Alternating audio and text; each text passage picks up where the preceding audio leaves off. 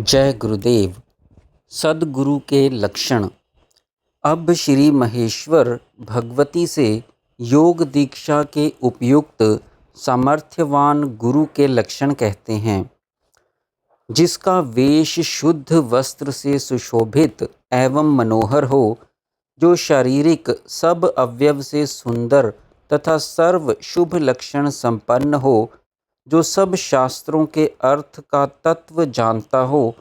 एवं शास्त्र कथित क्रियाकर्म की व्यवस्था विधान को जानता हो, जिस पर लोग मोहित हों, जो पास में आने वाले सभी को प्रसन्न कर देता हो, देववत प्रिय दर्शन हो, जो प्रसन्न वदन हो, शास्त्र के सिद्धांत के अनुकूल तथा प्रतिकूल विचार में विचक्षण हो, जो इशारे से ही तत्व को समझा सके, जिसके कथन से कठिन विषय भी सहज ही में समझ आ जाएं और भ्रम संशय दूर हों, ऐसा उत्तम पुरुष ही तत्व ज्ञान की दीक्षा का उपयुक्त गुरु है। जिसकी दृष्टि बाहर रहते हुए भी लक्ष्य अंतर में स्थित हो, जो सर्वज्ञ एवं देश काल को जानने वाला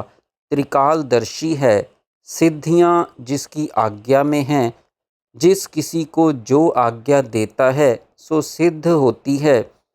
जो पुरुष कृपा करने और दंड देने में समर्थ है और अपना सामर्थ्य जब चाहे देकर ले सकता है, जिसकी आज्ञा चक्र में स्थिति रहती है, जो पुरुष आत्म सामर्थ्य से दूसरों में शक्ति संचार करता है एवं ज्ञान का बोध कराता है, जो शांत है, सब जीवों पर दया करता है, जिसने षड रिपु को जीत लिया है, जितेंद्रिय है, जो सब कार्य में अपना प्रथम स्थान रखता है, अति गंभीर है, पात्र अपात्र की विशेषता को जानता है, जिनकी शिव विष्णु में समबुद्धि है, जो साधु के भूषण सद्गुणों से भूषित है, ऐसा उत्तम पुरुष ही योग दीक्षा के लिए योग्य गुरु है। जो पुरुष ममता रहित, नित्य संतुष्ट, स्वतंत्र और अनंत शक्ति वाला है, जो सद्भक्तों में स्नेह संपन्न, धीर, कृपालु तथा हास्यपूर्ण सुखप्रद वाणी बोलता है, जो राग द्वेष भय क्लेश दंभ अहंकार से रहित होकर नित्य नैमित्तिक तथा अनिंदित काम्य कर्म में रत है, जो पुरुष अपने विद्या अनुष्ठान में नियुक्त रहकर धर्म और ज्ञान के अर्थ को दर्शाता है तथा दोष और गुण के विशेष भेद को समझता है, जो दैव इच्छा से प्राप्त आय में ही संतुष्ट है, ऐसा उत्तम पुरुष ही ब्रह्म ज्ञान की दीक्षा के लिए योग्य गुरु है। जो पुरुष स्त्री तथा धन आदि में आसक्ति रहित है, बुरे संग और व्यसनों में जिसकी प्रवृत्ति नहीं है, जो निर्द्वंद्व नियत व्रत संयमी और अपने में ही संतुष्ट है, जो तृष्णा रहित संकल्प शून्य है, जो कभी पक्षपात नहीं करता, ऐसा विचक्षण संग रहित विकल्प शून्य, जिसने आत्म तत्व का साक्षात्कार कर लिया है, जो अति धार्मिक है, निंदा और स्तुति को समान समझता है, वह मननशील है, जो किसी की अपेक्षा नहीं करता, जो अपने आत्मबल से दूसरों को नियंत्रित करता है, ऐसा शुभ लक्षण युक्त पुरुष ही आत्मज्ञान की दीक्षा के लिए उपयुक्त गुरु है। गुरु साक्षात शिव रूप है।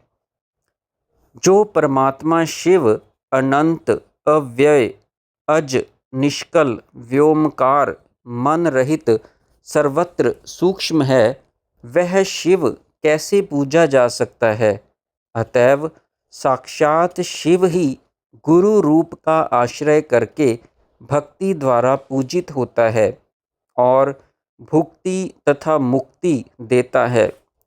मेरी शिव रूप आकृति मनुष्य की दृष्टिगोचर नहीं हो सकती, इसलिए गुरु रूप को धारण करके मैं ही शिष्यों को सर्वदा रक्षा करता हूँ। साक्षात परशिव स्वयं मनुष्य रूप से अपने शिष्यों पर अनुग्रह करने के लिए अपने को छिपाकर पृथ्वी पर विचरते हैं। वही परम शिव निराकार होते हुए भी सद्भक्तों की रक्षा के लिए गुरु रूप साकार बनकर कृपा निधि संसारी के सदृश चेष्टा करते हुए दिख पड़ते हैं।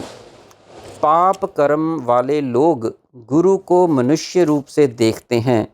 परंतु पुण्य कर्म वाले लोग श्री गुरु को शिव रूप से देखते हैं।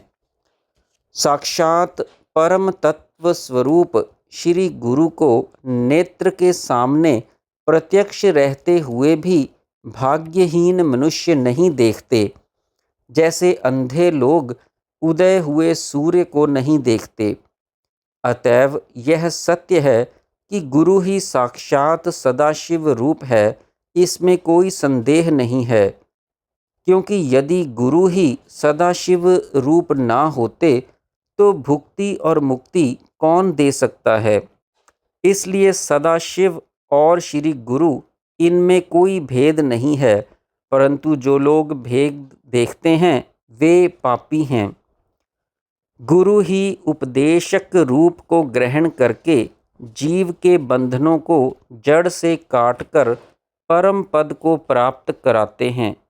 क्योंकि सब के ऊपर अनुग्रह करने वाले करुणानिधि ईश्वर ही आचार्य रूप धारण करके दीक्षा द्वारा जीव को मुक्ति प्राप्त कराते हैं।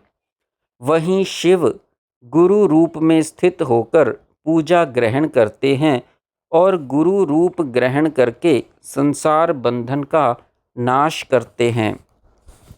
श्री महेश्वर कहते हैं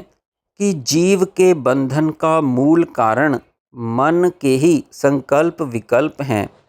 विकल्प रूप भ्रांति के उदय से बंधन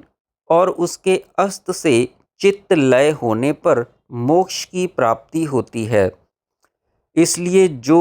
गुरु शिष्य के चित्त को समाधि अवस्था में पहुंचाकर नाना विकल्प रूप भ्रांति का नाश करने में समर्थ है,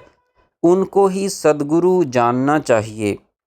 शास्त्र की बातें बहुत बनाने वाला मनुष्य गुरु नहीं होता। इसलिए हे महेशनी, मैंने स्वयं सद्गुरु के लक्षण कहे हैं कि सद्गुरु सत्यवादी, सत्यशील, गुरु भक्त, दृढ़ व्रत, सूक्ष्म आचार वाले और आत्मरत, दान आदि गुणों से युक्त,